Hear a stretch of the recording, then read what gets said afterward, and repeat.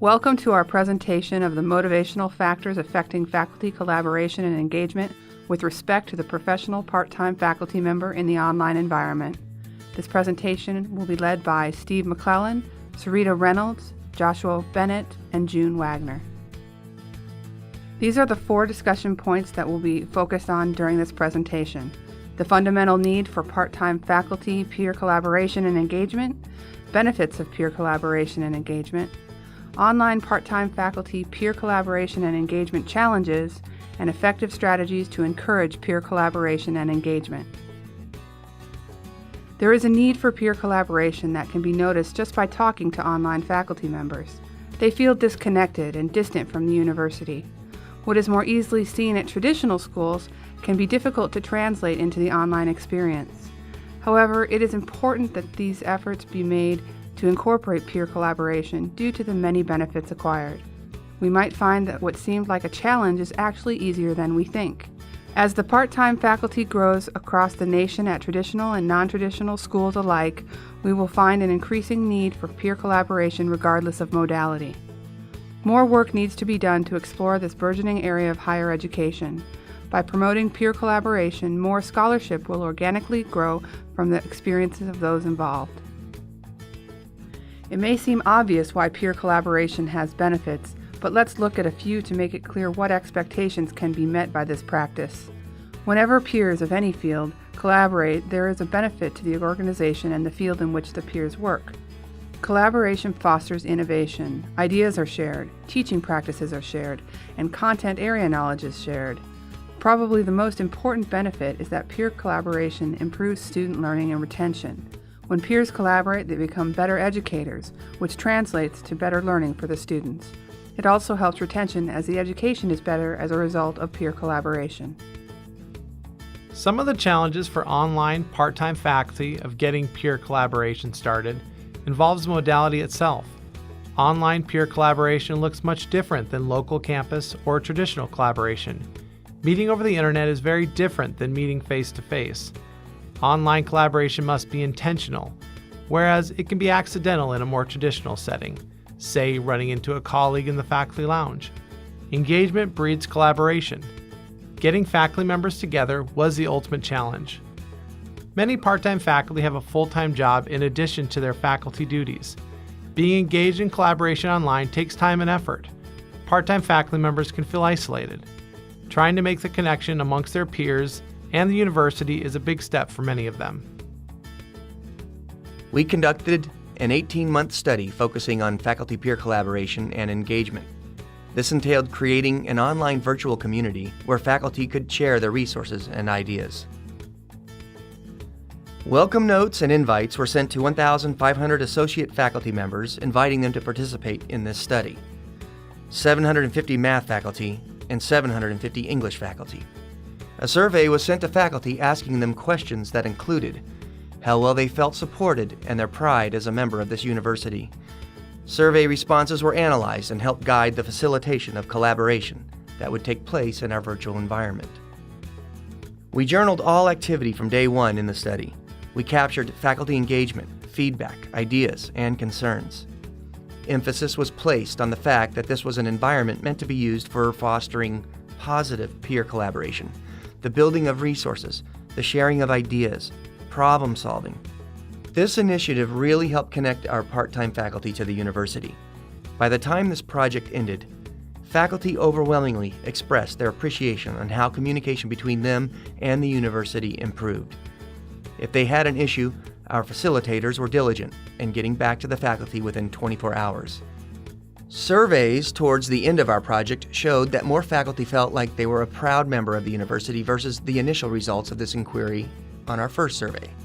This direct line of communication was very instrumental in promoting this sentiment.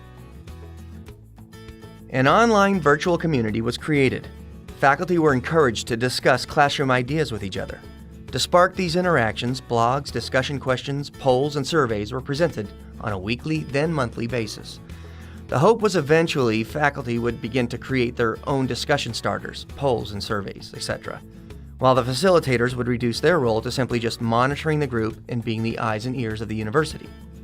A large group of faculty participated in discussions in regards to teaching practices, the sharing of ideas, resources, and rubrics.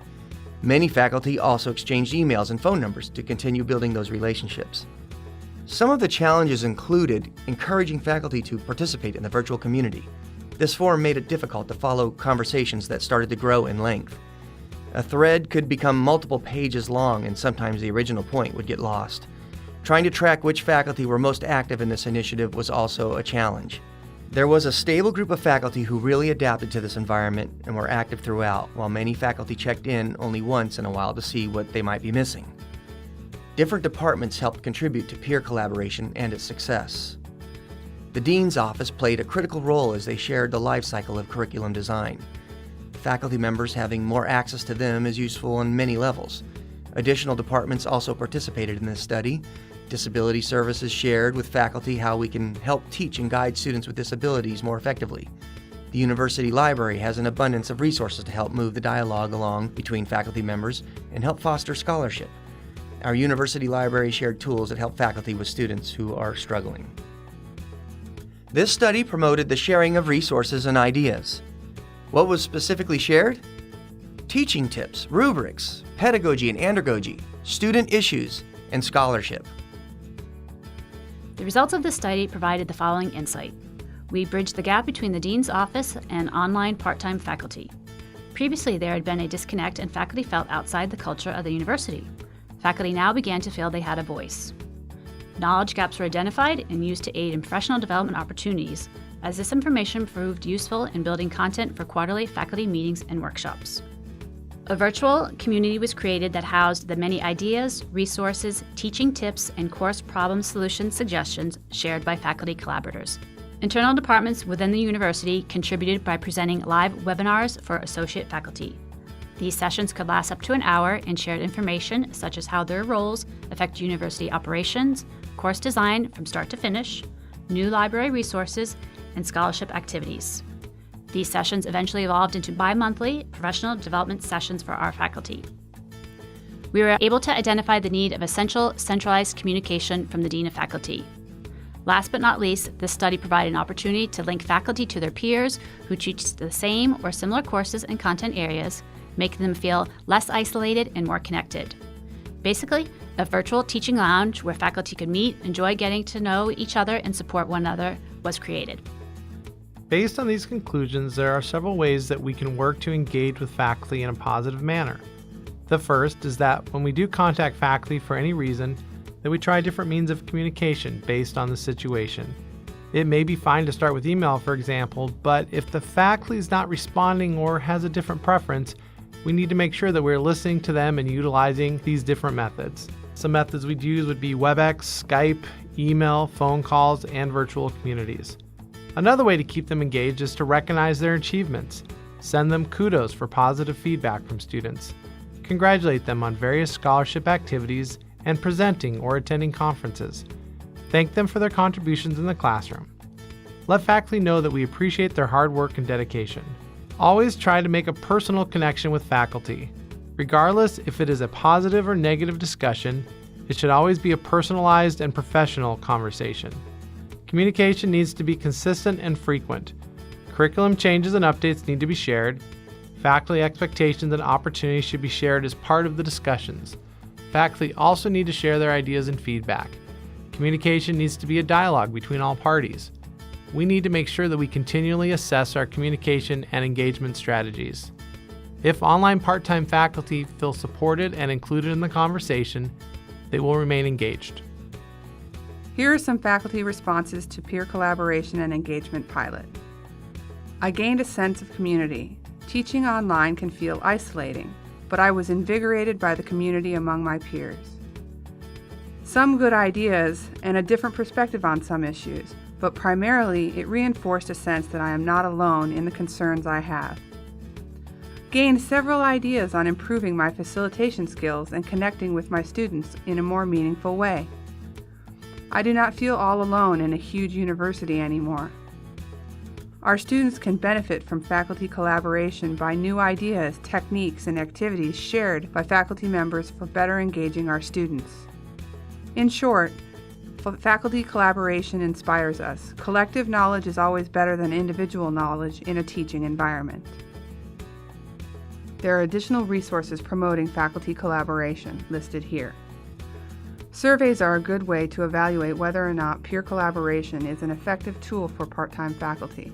They give us a sense of what the faculty wants and how collaboration is meeting that challenge. Other studies on faculty collaboration can also be cited as evidence that peer collaboration is a worthwhile pursuit. These may be for traditional schools, but they provide some insight into faculty collaboration that can be useful. Online peer collaboration demonstrates the importance of opening up that dialogue and getting the news out there. It is a new frontier.